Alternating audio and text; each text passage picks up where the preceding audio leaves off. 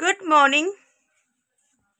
আমি আজকে সকাল সকাল রেডি হয়েছি কারণ আমি আজকে হসপিটালে বাবার সাথে দেখাতে যাব।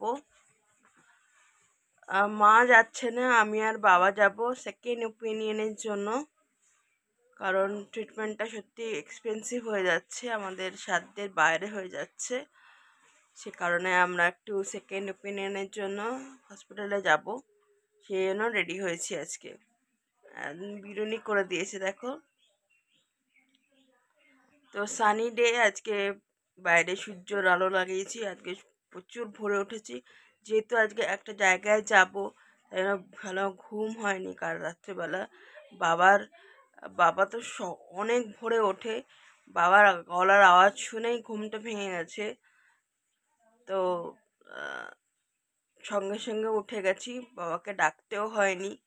তো আমি ঘুম থেকে উঠে তারপরে একটু সূর্যের আলোতে দাঁড়ালাম, ভিডিও করিনি, সেই জন্য আমি এখন মর্নিং করছি ঘরে বসে। তো আশা করছি তোমরা সকলে খুব ভালো রয়েছো। তো সকালবেলা মা ঘুম থেকে উঠে চা করে নিয়েছে, কারণ সারাদিনের জন্য বেরোবো, তো ব্রেকফাস্ট করেই বেরোবো। তো এখন মা পাউরুটি শিখে নিয়েছে, ব্রাউন পাউরুটি, ব্রাউন ব্রেড যেটাকে বলে আর কি। তো তো ব্রাউন ব্রেড খাবো, তো চা দিয়ে আর কি। আর সাথে ডিম সিদ্ধ করেছে, সাদা অংশটা খেয়েছি আর কি। আর তোমার কুসুমগুলোকে ফেলে দিয়েছিলাম। তো এখন খাচ্ছি। শিয়ালদার কাছে মানে হসপিটালটা আর কি। তোমার গাড়ি করে যেতাম না, কিন্তু যেহেতু অফিস টাইম এখন, সেই কারণে একটা ওলা করে নিয়েছি, ওলাতেই যাচ্ছি আজকে।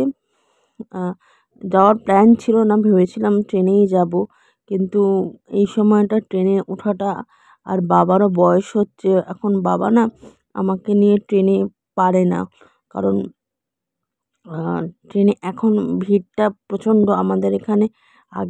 আগের দিনই বাবা বলছে দুপুরবেলা গেছিলো, তখনই ভিড় অনেক হয়েছিল, আর সকালের দিকে তো প্রচুর ভিড় হবে।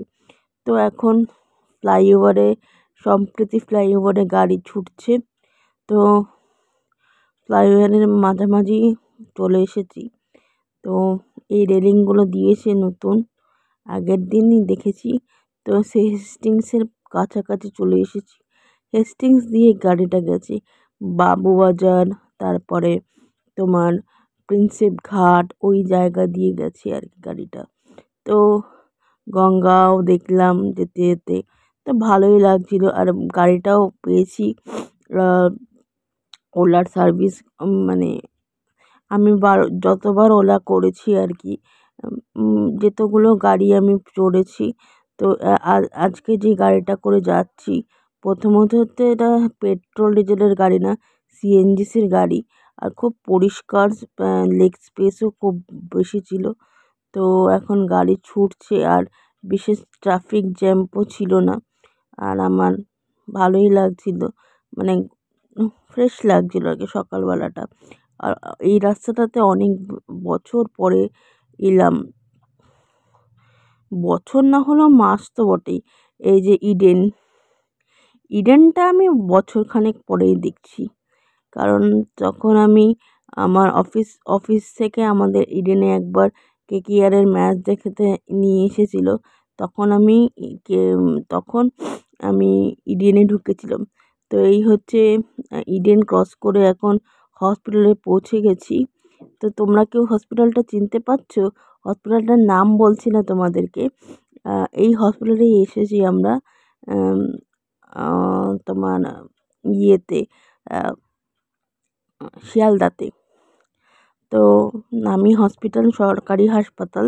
আজকে এর আগেও আমি দেখিয়েছি, আর কত ভিড় হয়েছে দেখো একবার, প্রচুর মানুষ এখানে দেখায়। তো আগেও আমি দেখিয়েছি, আর এখানে ডাক্তার আর মা এই ফাঁকে বাড়িতে এই সব কীর্তিকলাপ করছে, পরিষ্কার পরিচ্ছন্ন করছে, বাড়ি ফাঁকা পেয়েছে আর এখন পরিষ্কার পরিচ্ছন্ন করছে। আজকে কাজের চাপ কম, রান্নার চাপ কম বলে এইসব পরিষ্কার পরিচ্ছন্নতে বসে পড়েছি।